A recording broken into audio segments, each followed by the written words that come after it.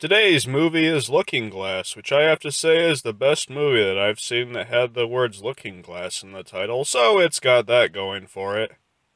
The movie stars Nicolas Cage, and I was pretty excited for this one, considering the fact that Nicolas Cage's history with mirrors has been pretty awesome.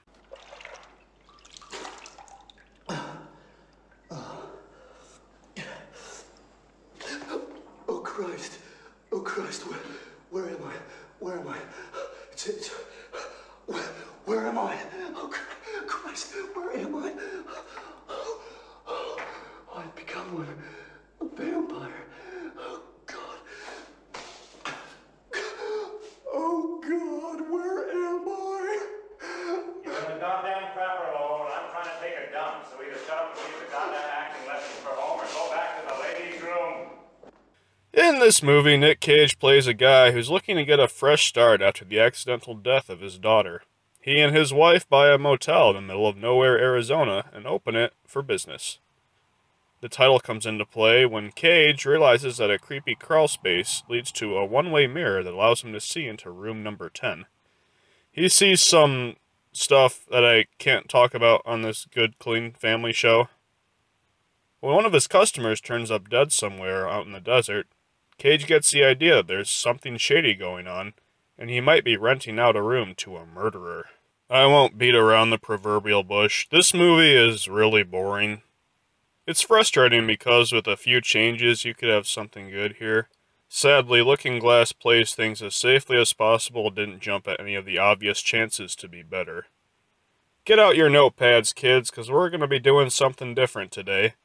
Rather than just complain about Looking Glass like a useless jerk, I'm going to give some practical suggestions to make it a better film. Alright, here we go. Number 1, have weird stuff happen.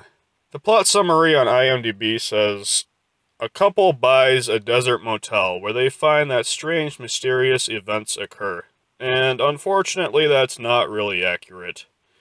Sure, some odd characters check in and, do what you do in a shady motel at 3 a.m.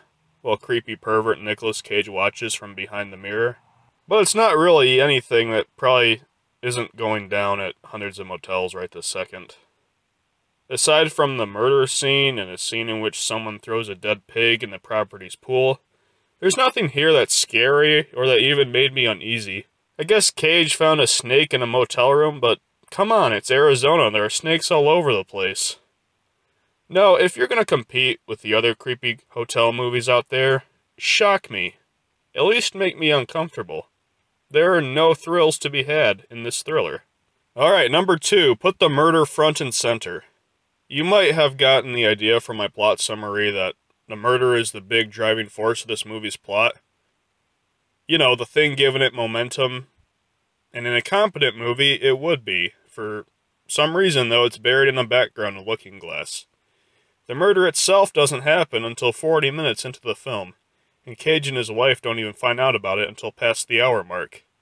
This is the most important part of the setup, and it doesn't happen until the movie is 2/3 over. The first 2 acts of this movie are horribly limp because the plot hasn't arrived yet. Alright, number 3, have an actual child write what is supposed to be a child's handwriting.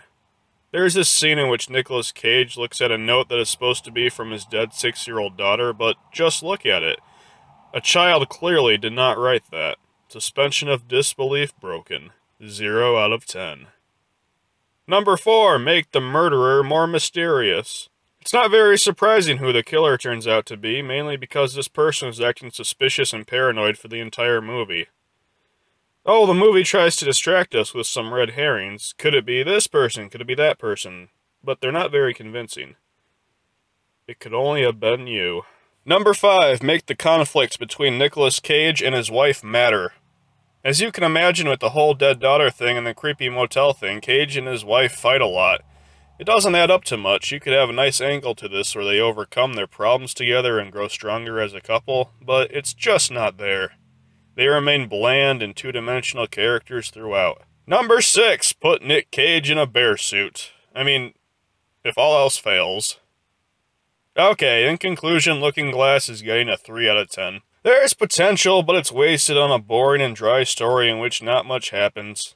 Looks like we're waiting a little longer for that Cage Assance, kids. If Rotten Tomatoes is to be believed, it's coming, though. Just have to wait a little while longer. I don't mind, though, if being a Nicolas Cage fan has taught me anything. It's patience. Lots and lots of patience.